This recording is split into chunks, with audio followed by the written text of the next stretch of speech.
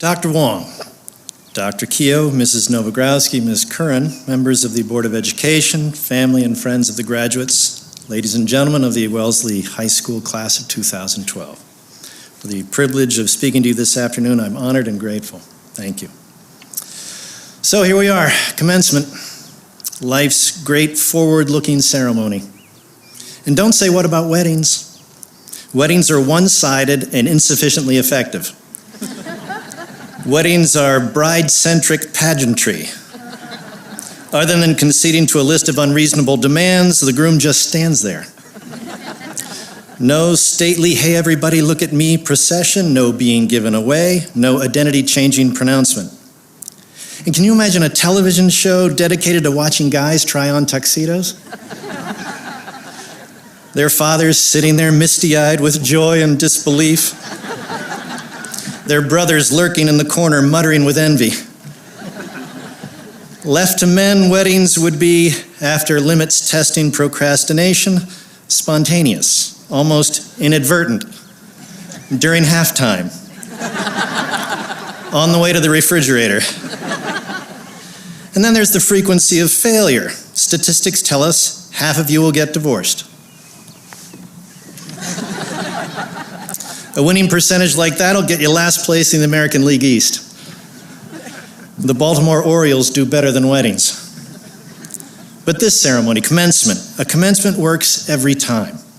From this day forward, truly, in sickness and in health, through financial fiascos, through midlife crises, and passably attractive sales reps at trade shows in Cincinnati.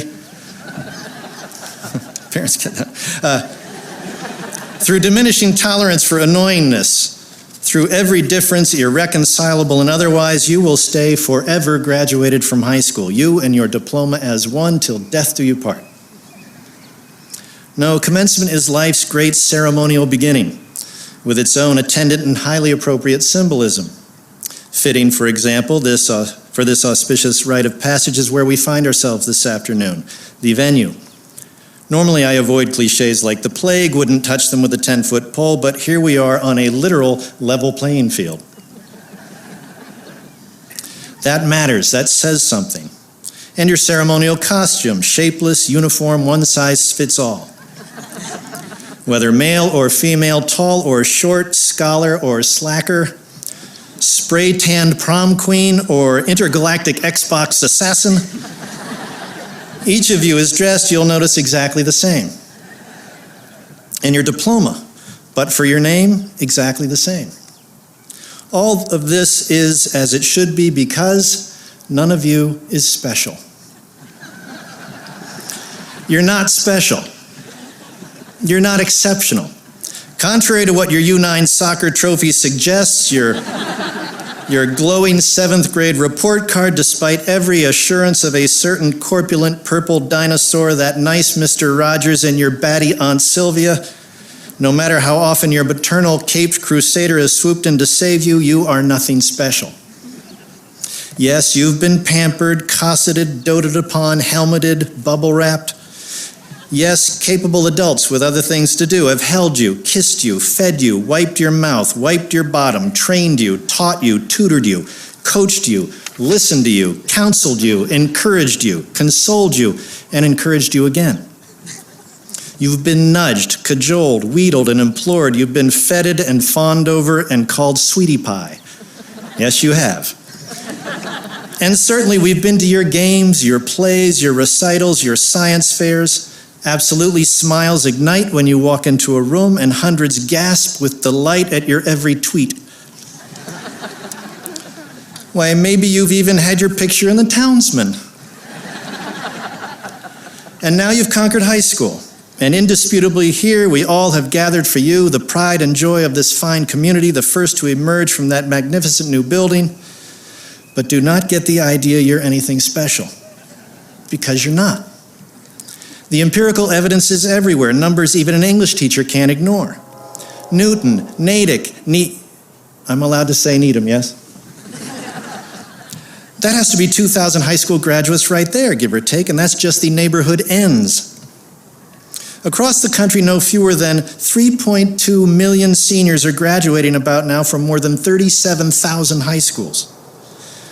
That's 37,000 valedictorians. That's 37,000 class presidents, 92,000 harmonizing altos, 340,000 swaggering jocks, 2,185,967 pairs of Uggs. But why limit ourselves to high school? After all, you're leaving it. So think about this. Even if you're 1 in a million on a planet of 6.8 billion, that means there are nearly 7,000 people just like you. Imagine standing somewhere over there on Washington Street on Marathon Monday watching 6,800 yous go running by.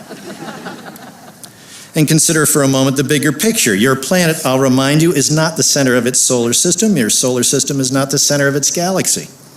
Your galaxy is not the center of the universe. In fact, astrophysicists assure us the universe has no center. Therefore, you cannot be it.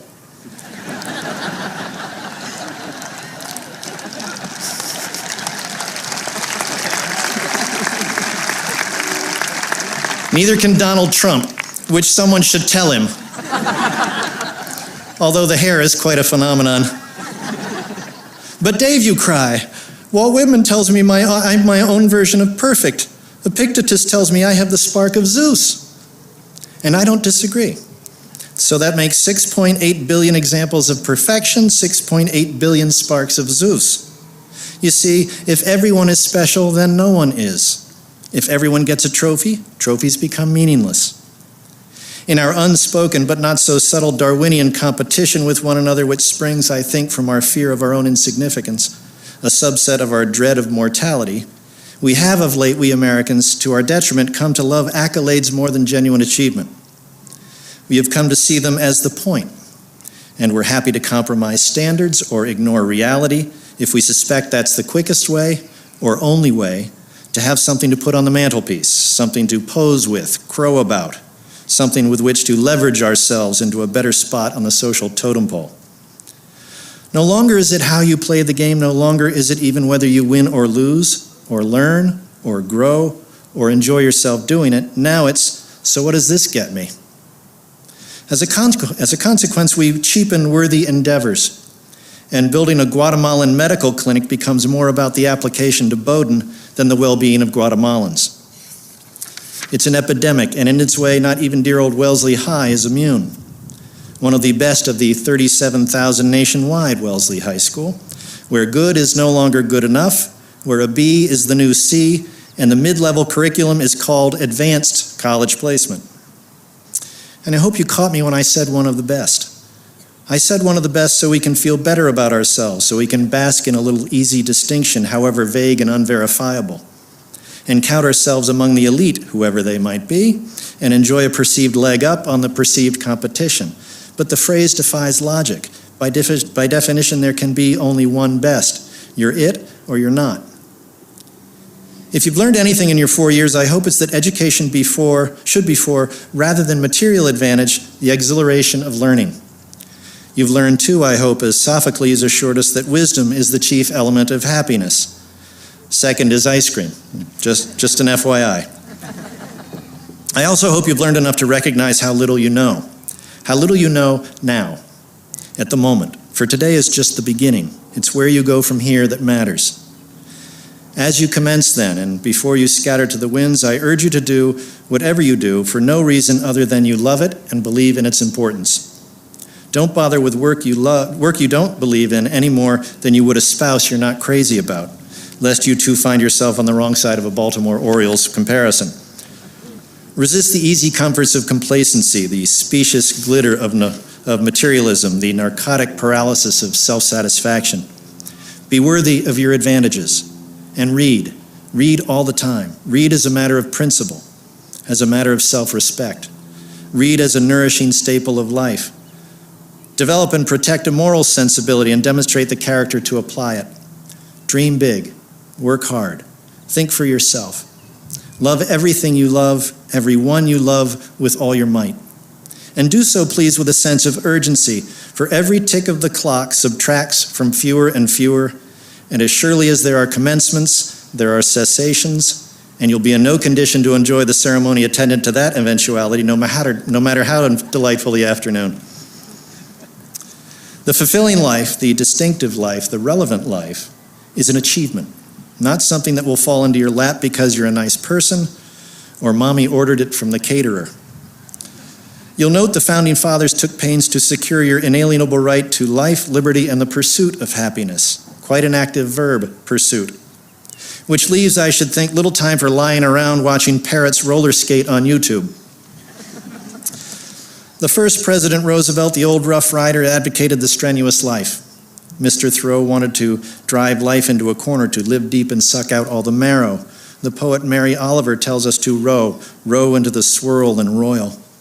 Locally, someone, I forget who, from time to time encourages young scholars to carpe the heck out of the diem. The point is the same. Get busy. Have at it. Don't wait for inspiration or passion to find you. Get up, get out, explore, find it yourself, grab hold with both hands. Now, before you dash off and get your YOLO tattoo, let me point out the illogic of that trendy little expression, because you can and should live not merely once, but every day of your life. Rather than you only live once, it should be you live only once, but because ELU doesn't have the same ring, we shrug and decide it doesn't matter. None of this day seizing, though, this ELUing, should be interpreted as license for self-indulgence. Like accolades ought to be, the fulfilled life is a consequence, a gratifying byproduct. It's what happens when you're thinking about more important things. Climb the mountain not to plant your flag, but to embrace the challenge, enjoy the air, and behold the view. Climb it so you can see the world, not so the world can see you. Go to Paris to be in Paris, not to cross it off your list and congratulate yourself for being worldly.